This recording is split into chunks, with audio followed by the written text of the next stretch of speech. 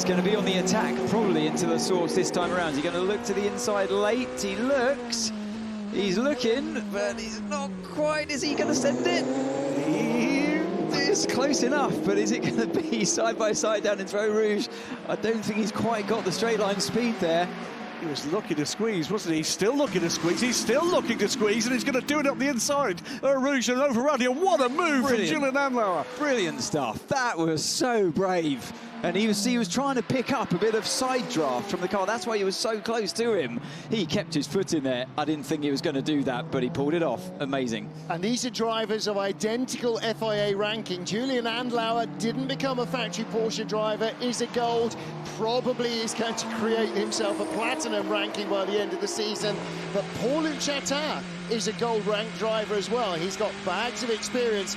But you're right, Andlauer today has been absolutely in the zone, and he's barely had any free track. Spent most of his first stint chasing other cars while ostensibly saving tyres and looking like the most aggressive bull in a china shop. But boy, oh boy. Look at this, picking up the side draft from the car. And that does work in these things as well. And I mean, to send it into Eau Rouge like that, we all know that corner. And that was some respect between the two drivers as well. Chatin gave him room, but wow. I don't think he expected him to take it, mind you. That was mesmeric. Should still be enough for a BMW WRT 1-2 though, because the Porsche shouldn't catch him. No. Contact between the Ferraris, 83. Yaya Fay goes down the inside of Alessandro Pierguidi, and Ale lets him go without contact. They definitely had contact. Well, not big contact. There was contact. I always thought that was going to happen because of what happened to the car number 6, Kevin Estra, earlier on. Yep. You go venturing onto the wet stuff on the inside, you're going to slide wide at some point. Well, Pierguidi was 2 seconds slower on that lap and then just ran into the back of the Hertz Team Jota car as well. Now, is that the number 12 car that only just came out on the previous lap? And 31 from WRT. Augusto Farfus took that over from Darren Leung at the pit stop, so didn't spot that either. Oh, Sarabovi hanging on the inside. Alex Malikin having a really strong run here. Really pushing hard. He's going to have the inside line at the bottom of the hill. It is a change for the lead in LMGT3. It's looked like it might be coming for a while, and that run from 10 down into 11, Alex Malikin taking the lead. Rene Rast just watching on the perfect spectator view as he sees this battle. Look at the speed of the Ferrari in the straight line, actually. That might give him the advantage down towards turn 2. He does. That's the first proper overtake that we've seen in the hypercar category. That was a very good move there by Nilsson. Gets the job done for track position. But that was a brilliant move. Wasn't it just? That came from seemingly nowhere. Just the difference is speed in the straight. And remember, Nilsson does have that left rear tyre, even one tyres at this stage in the race. This is racing drivers. There we go. Rasmussen around the outside. High, wide, and if you will, ladies and gentlemen, handsome. Goes on the inside this time. I think he's got it done. There's the traction advantage of the Hertz Team Jota Porsche. Great stuff. A little ripple of applause there. Big smile from Phil Hansen. But it's not over. Here comes the Peugeot. Look at the straight line speed. He's going to dive bomb him. He's going to have to go around the outside. Mikkel Jensen. And he's going to be handed the outside line. Rasmussen knew that was going to come. Excellent stuff from both drivers. Get onto the podium last time out in Brazil was absolutely the boost to their morale that the team really needed, because they have worked so hard on that car. Great battle here with Ahmed Al-Hati and Josh Cahill, and there is Darren Leung in the background in the red and white number 31 BMW side by side. Is this going to be the last of the late breakers? Who's got the line here? Well, the inside line works here, but it's the driver on our right, driver's left, who has the inside line at the bottom of the straight. And Ahmed Al-Hati cuts the nose off the McLaren. He does complete the move up into 9th position. And off the Mustang, put itself in the gravel, then it went into the gravel again a second time. That's for position there, watching Hiroshi Hamaguchi go past the Iron Dames car, or if it can make, yes, he's made it stick. So that's the second in LMGT3. Hiroshi Hamaguchi, the very quick Japanese bronze, goes ahead of Michel Gatting. Yeah, so Nick de Vries only lost 3 to 4 seconds on that outlap in Sector 2. Lopez hanging on. Valentino fresh into the car, so the tyres will be newer than those of Pachito, who's at the end of a double. Oh! Valentino Rossi knows when there's a gap and when there isn't, and he saw it was closing. You saw the extra braking there at the apex. Hit his elbows out rather than his knee down there, and world champions galore in that battle. Now, interestingly, behind them is the white Porsche that leads LMGT3. So this battle, which is for 5th position, is in danger of going a lap down on the leader. Here comes Valle, the doctor on the inside. Jose Maria Lopez knows how to race this track, but it is Valentino Rossi who has the inside line, tucks it into the apex, and through he goes. He's up to 5th place down the straight. Oh, and a change between the two McLarens. This is for 3rd place, 95 going down the inside. And that is Josh Cahill putting the move in on teammate James Cottingham. Whoa, and hanging on to it just about. So Josh Cahill just ahead of James Cottingham. That's the change for 3rd place, but closing in behind them is Francois Heriot in the silver and red AF Corsa car, number 55. Really avoiding that, side actually. by side, he's got this in turn Well, one. they got the McLaren in the way as well. That was so close. I wondered if for a moment, that's such a difficult camera angle, that one, to see what's going to happen. The angle of it really skews the view of the car in many ways. I thought that for a moment Schwartzman had lost the rear end.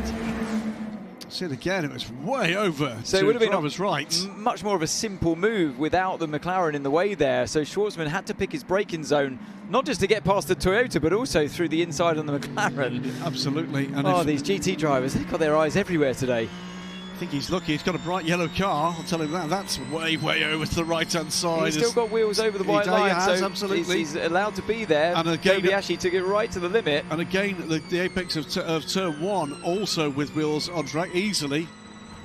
Even on a fresh wet, you're committed again because you don't want to come in off your fuel schedule. Battle for second, Maxime Martin. Alongside him comes the Brazilian. And it looks as though, yes, he has got through. Augusto Favre's changed. In fact, that's for the lead, isn't it, of course? Because the Pure Racing Manthey Porsche stopped and dropped down to 3rd. So it is Augusto Favre who now leads for BMW. Okay, guys, we need to stay on standby. We are really not sure what we do, so it may be a very short call. So everyone needs to stay on standby. Yeah. Yeah, it's just a small mistake, wasn't it? So we've seen another car just go off. I have to say, we're going to need answers later from the people that know, because right now we're just guessing, but... there's touch. That's going to make a change here. No, now the BMW has to go the long way round, 3 wide, and here he comes. Got him. And this is for 2nd place, BMW up to 2nd, and in fact they will lead at the end of this lap, because look at your graphic. Our race-leading yellow Ferrari of Robert Kubica is in the pit lane. The BMW won't need to stop for at least another 2 laps, and again, it was a slower traffic this time that gave him the chance, and there was contact with the Ferrari, so that will be a penalty. Yeah, it'd be a penalty for the GT driver there. What happened there, actually? The GT went to the inside to defend its position. Bamber actually finds his way past this time down a Ravazza over Jenson Button. A great scrap between these two drivers. Jenson trying to come back at him, but I don't think there's room to do it there. I think Bamber's got the overall pace at the moment, it seems, in that Cadillac in these conditions. So there, let's see how it was done. Just a nice move down the inside, actually. Jenson gives him the room as well. Knows that he'll try and go around the outside, but there's no point trying to turn in on him. That puts the Cadillac team into the driver's points. That was a really nice, well-controlled and calculated move there by Bamber. Yeah, great stuff between these two. with just 4% remaining on the final lap, then they're surely going to have to be lifting coasting quite a bit in the car number 92. What is 91 going to do here? And it's got a better run through Eau Rouge, you know. He's going to take the lead.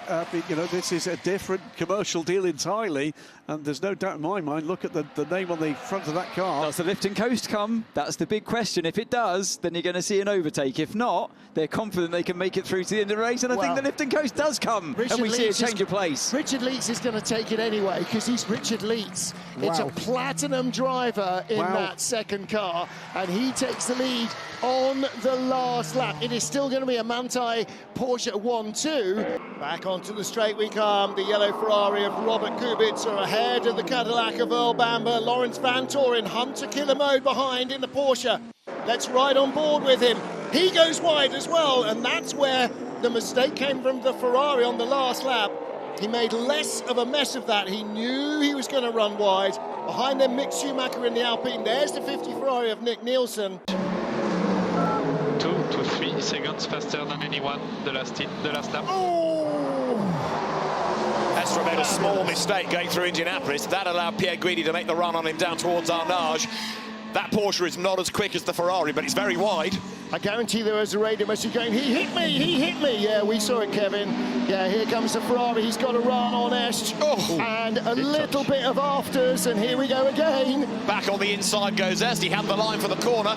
As I say, that might not be the quicker of the two cars, but Kevin Est has mega racecraft, and he is not going to give this up without a fight. He's also got that McLaren to sweep round the outside of. Job done. Ferrari goes through as well. Pierre Guidi determined not to lose any time at all, and they're absolutely on the limit here. Out of Arnage, is it that the Ferrari's got that little bit more advantage? Don't forget that over 190 kph, which is out of most of these corners, the Ferrari's hybrid is driving the front wheel as well, so it's giving him a different sort of accelerative performance to the hybrid in the Porsche that's driving the rear only. But here he comes. He's going to be on the racing line, on the clean bit of the track, cuts across the nose of Kevin Est, and Alessandro Pierre Guidi moves up to 4th. In Qatar, as far as we can see, Giovinazzi is still on, maximum attack, and he's about to have a go at the Porsche, which almost trips over the Ferrari, and he's done it on the inside. Brilliant opportunistic move. Giovinazzi uses the traffic, read that beautifully, and goes through, moves that car up into 8th place. Cracking stuff, that. And it was another Ferrari, so Ferrari GT3 car, obviously under instruction there.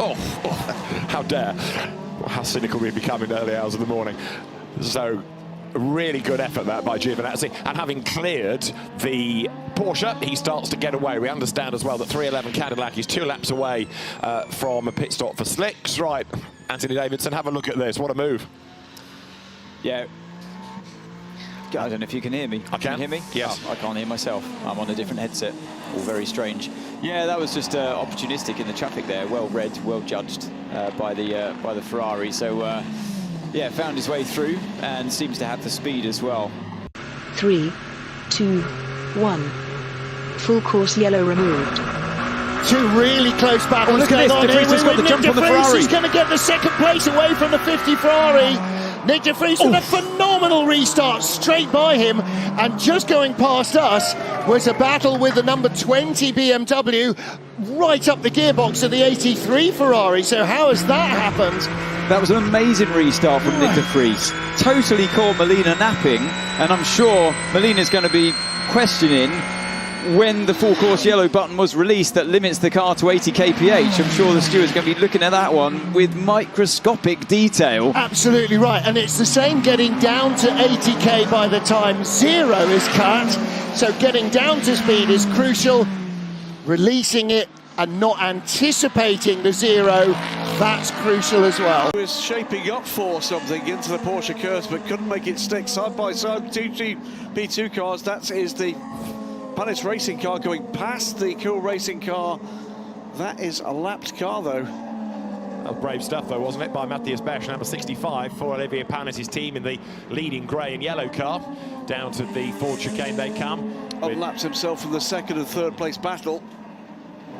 Doesn't it? Fantastic, absolutely fantastic stuff. Side by side again. That was the replay, wasn't it, of the Matthias Besch move around the outside of LMP2 and LMGT3 machinery. It was a pretty much disastrous. That's a change. Brendan Hartley going by the number 6 Porsche. Yeah, for 6th. So he's ahead of Andre Lotterer, and a pit stop for the number 5 car of Matt Campbell. It's a mistake by Lotterer into turn 12, opened up the opportunity for Hartley, and he's done a brilliant switchback here. Lotterer defended on the inside. Look at that. The open door on the right-hand side. Beautiful judgment by the Kiwi. In LMGT3, a Masson back on the inside as they climb up through 13 and 14. Right behind them, they've got the TF Sport Corvette of Rui Andrade and Gregoire Saucy in the 59 McLaren. 3 wide, 4 wide. Come on, boys, you can do it. 4 wide, 4 wide, 4 wide. Masson in the inside. Al Harty braking on the grippy part of the track, runs a little out wide. Great stuff. Masson back to the outside of the BMW with the Ferrari Hypercar going around the outside of all 4 of them and going off track in doing so. But not just off track, that's into a different postcode. He was so far beyond the curbs, but he gets through cleanly. The yellow Ferrari, but look at the 2 leaders, absolutely nose to tail, and Fuoco fancying his chances of making a bid for the lead. Up the inside, diving to Indianapolis, he's going to go through. Brave stuff by Antonio Fuoco. Now Ferrari leads Le Mans once more. Twitchy stuff as he made the pass, applauded and correctly so in the garage. Wowzer. Well, having seen several cars have an off there on the slightly damp conditions. That's the top 3. The red Ferrari, the yellow Ferrari and the black Toyota. 4 hours of racing to go. If they were this close 2 hours into a standard WEC race, we'd think, oh, this is a great lead battle. On the outside. Buemi, has he got enough heat? He's got it. He's got it. Oh, does he stay there? Can he avoid running wide? He can. So he moves up in a second ahead of Robert Schwartzman. And the tyres apparently are what let Robert Schwartzman down. I'm not sure how long they've been on the car, but we are within a lap or 2 of all of these top 3 heading into the pit lane. In fact, most of the top 10. So the 2 cars that are slightly off sync who recently stopped, number 2 and number 8, or number 2 and number 7 rather, the Cadillac with the blue nose and the number 7 Toyota. There's a great onboard view of that pass. Well, for some of the cars outside the overall top 10, they'll still be battling for minor manufacturers' championship points. Round the outside comes Bamba. It's a bit of a kiss side to side with the BMW. It takes that position. The Caddy pushing on up to 14th now. One more position and there will be a manufacturer's point here because of the privateer cars ahead. Did it on straight line speed, toughed it out. There was just a little bit of a kiss, I think, between the 2 cars with a twitch from the Caddy. Just watching the inside of Sheldon van der Linde's car. Maybe not, maybe yes. We're watching the Cadillac here on the BMW down towards turn 1. Yeah, he's going to have to go the long way round if he's going to. It's a great IMSA battle. Sebastian Bourdais around the outside of the BMW of Robin Freins, and he gets the inside line. Brilliant stuff between those 2. Really well planned by Bourdais, and yeah, good respect between the 2 drivers as well. Good clean racing, but they took it right to the edge. That's what you want to see. This is the penalty. For their penalty. So this is now 51 versus 7 for 4. On the inside! Whoa! That is proper late send. Absolutely amazing. More investigations coming in. Number 12 Hertz Team Joe to be the investigator for a technical infringement, and 777 being given a final public warning. Don't think there was any contact there. It no. was super tight though.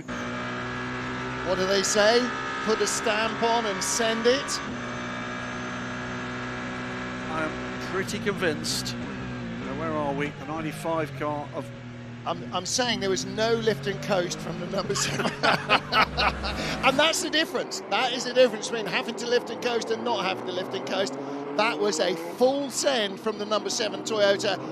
This is going to be an opportunity now for Alexei right behind in the slipstream of the Peugeot. Muller knows it, he defends to the inside. So what you're going to look to do here, either drive right around the outside. Yep, I expected that to be pushed off the track. You have overtaken off the circuit there. The Toyota gets involved as well. Conway, a beautiful move to switch back on the inside of turn 2. Who's going to win this fight into turn 3 is Conway, but he gets a little bit upset over the bump. He hangs on to it, but that was an overtake off the circuit. He can argue, though, there was contact. I believe he was forced off the track by Muller. And there goes the Alpine as well. So, yeah, Nico Muller being passed by Conway. You're doing good.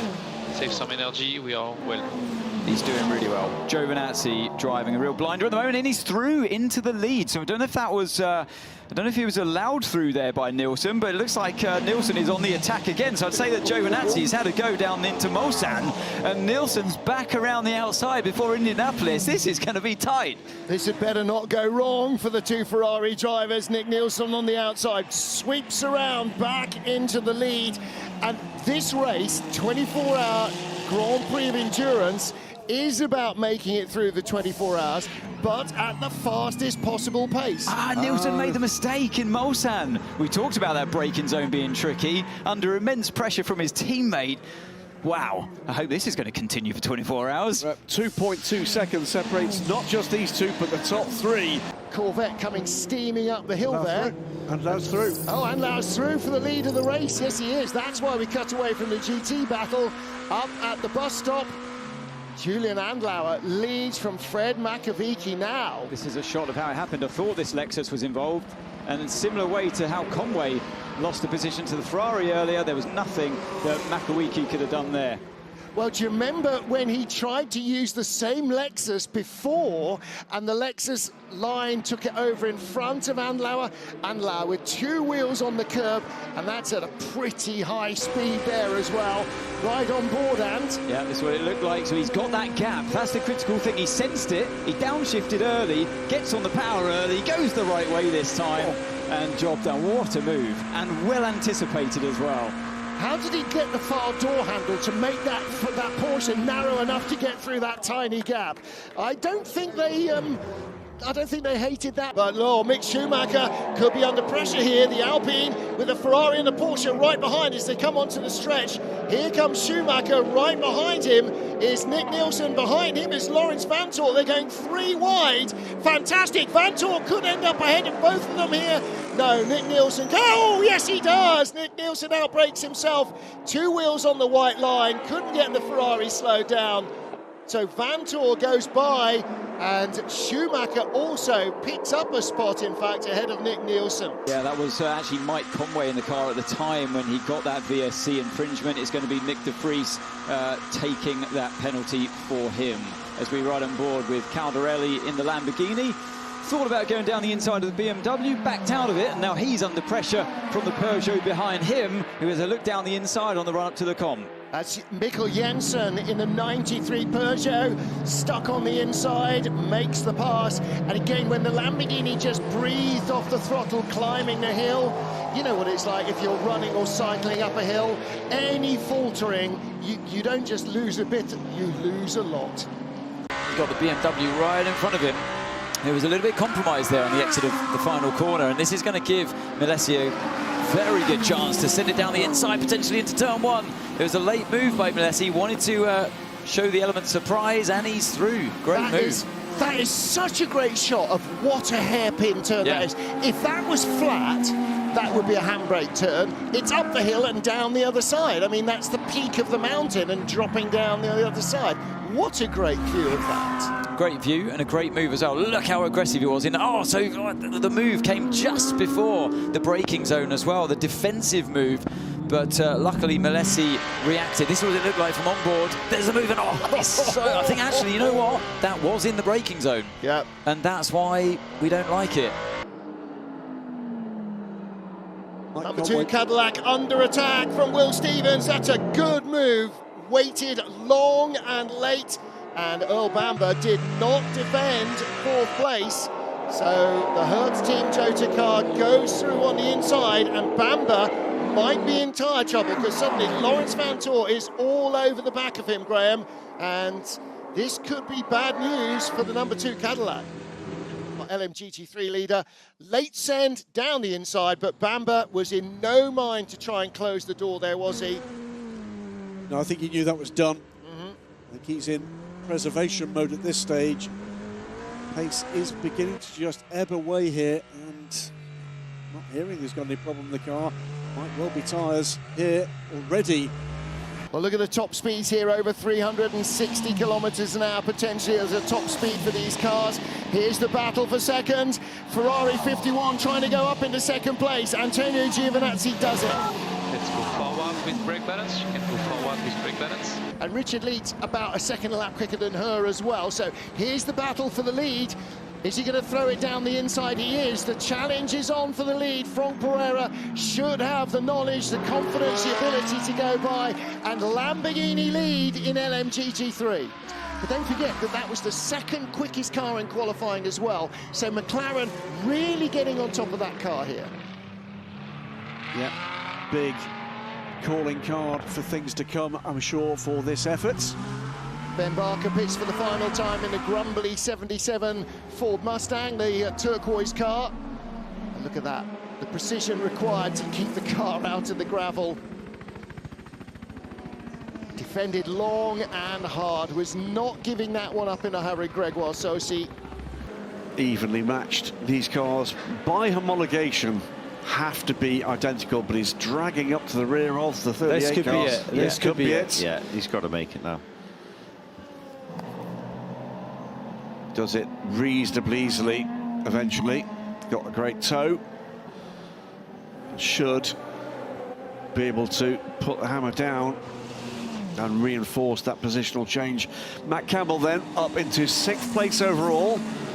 2 Porsche Penske Motorsport cars now in the top 6. Later on in the race, as we see a real close fight here, now down into turn 1 at the lead of the race. Outright, I think Molina might just make this difficult for Muller on the outside. Gives him room though, and it's going to be the Peugeots towards turn 2. Well, that's exactly the move that Molina pulled on the front row of the grid to take the lead at the start. The long way round the outside gives you the tight entrance into corner 2, and that's a big move.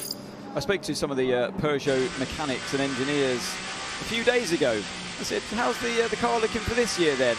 More reliable? Because that was pretty much their Achilles heel last year. And he said, yeah, definitely more reliable. I said, and the speed? And they went, more reliable. So-so. A 50 car from Ferrari, then Seb Bourdais in the first of the Caddies. And behind Sebastian Bourdais, closing in from behind, is another Sebastian Buemi. Meanwhile, here's the battle for the lead.